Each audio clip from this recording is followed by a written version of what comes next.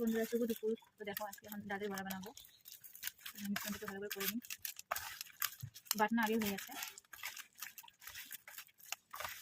দেখো মিশ্রণটা ভালোভাবে রেডি হয়ে গেছে, দিয়ে দিয়েছি। এখন উনানটা জ্বালিয়ে নেব।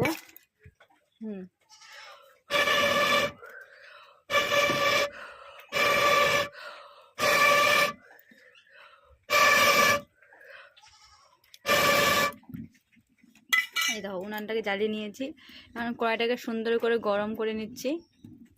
সুন্দর গরম হয়ে গেছে, তো আমি এখন তেল দিয়ে নিলাম। এখন সুন্দরভাবে নেড়ে চেড়ে নেবো তেলটা। তো একটা দিয়ে দিলাম দেখার জন্য হয়েছে কিনা, কড়াইটা গরম। এটা উনান খাবে, দেখো